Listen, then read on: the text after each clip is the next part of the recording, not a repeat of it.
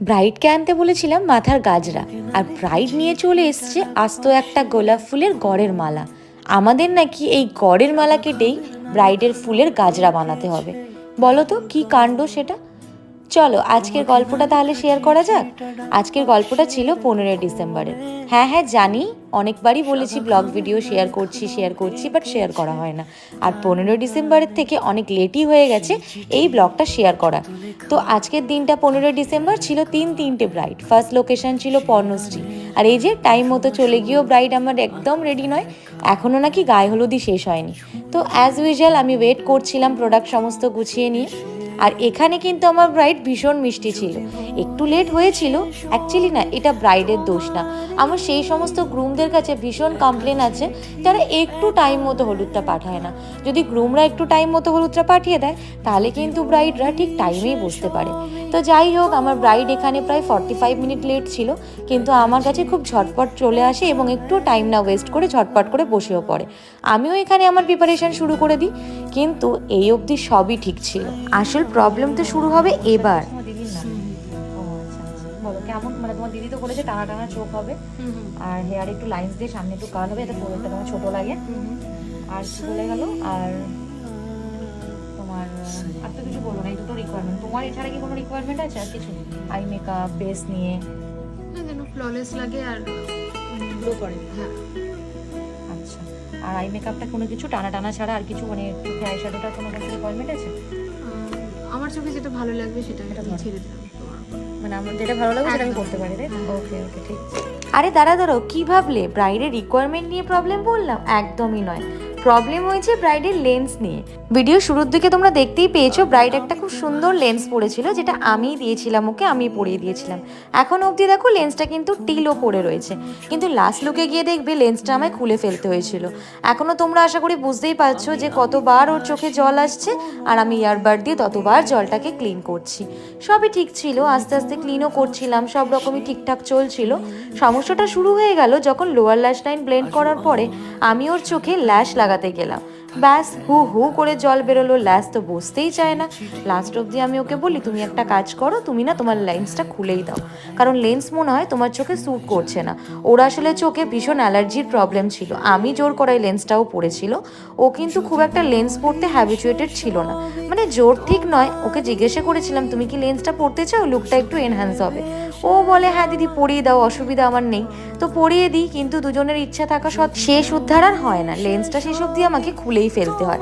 তারপর তোমরা দেখলে বুঝতেই পারবে লোয়ার ল্যাশ লাইনে জল পড়ে যাওয়ার কারণে পুরো আই মেকআপই লোয়ার ল্যাশ লাইন থেকে তুলে দিতে হয়েছিল, এবং কিছুতেই আই মেকআপ ওর লোয়ার ল্যাশ লাইনে বসছিল না, কারণ ওই জায়গাটা না খুব সেন্সিটিভ হয়েছিল। তাই আমি হালকা কাজলের ওপরই রেখেছিলাম পুরো লুকটা ওর।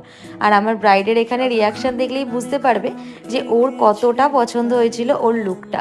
ও যে টানা টানা চোখটা চেয়েছিল ওটা কিন্তু ওর অ্যাপ্রোপ্রিয়েট হয়েছিল, সেটাই কিন্তু ও এখানে মেনশন করছিল।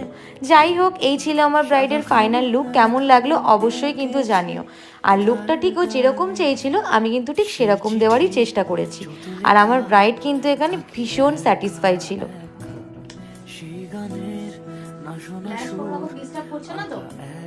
সব ঠিক আছে তো? আর এমনি এই অবধি লুকটা ঠিক আছে তো? তোমার পছন্দ হয়েছে তো? বাদ বাকি যেটা তোমার চোখের নিচে প্রবলেমটা আছে এদিকে বাঁ দিকেরটা, ওটাও লাস্টে বলছো, ঠিক আছে? ওটা লাস্টে, খালি এই চোখটা মধ্যে বলে দেবো, ঠিক আছে? এখন ল্যাশ ফ্যাশ কোনো প্রবলেম হচ্ছে না? এইখানটা একটা বলেছি আস্তে আস্তে করে দেবো, ঠিক আছে? ল্যাশগুলো নিয়ে নিয়েছো তো? তোমরা তো শুনেই নিলে আমার ফার্স্ট ব্রাইডের রিভিউ। আর এই যে চোখের ওপরে বলছিল না, তোমরা তো জানোই ল্যাশ পরলে একটু চোখটা ভারী লাগে। জাস্ট ওকে সান্ত্বনা দেওয়ার জন্য বলেছিলাম যে তোমার ওটা পরেও ঠিক করবে।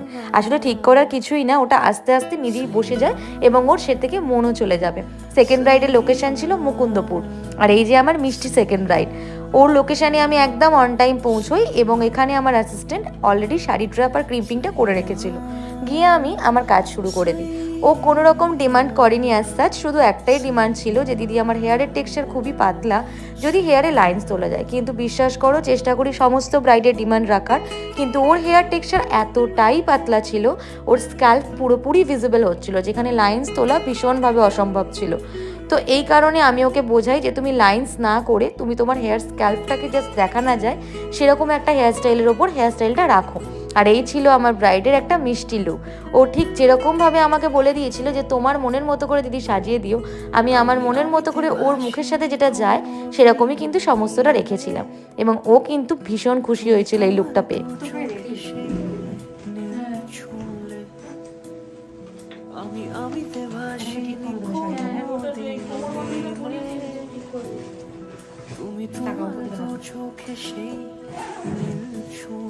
দরজাটা খোলো, এখনো হেয়ার হয়নি, সবকিছু হবে আরো ভালো লাগে। সেকেন্ড ব্রাইডের ফুল লুক আমি পরে তোমাদের সাথে শেয়ার করব। তো আমি সেকেন্ড ব্রাইড থেকে সোজা বেরিয়ে পড়ি থার্ড ব্রাইডের লোকেশন ছিল আমার চেতলা।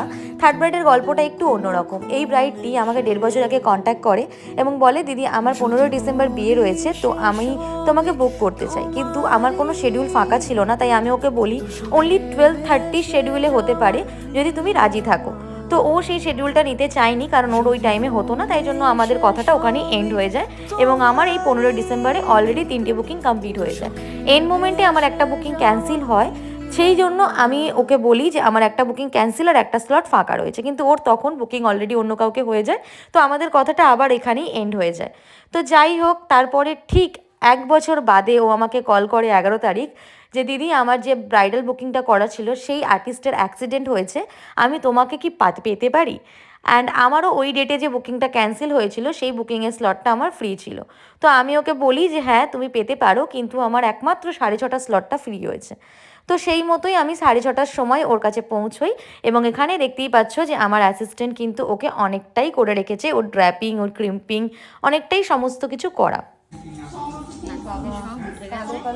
এই হচ্ছে কলকা, কলকাটুকুও করেনি, এটা হচ্ছে ওটা নবো না।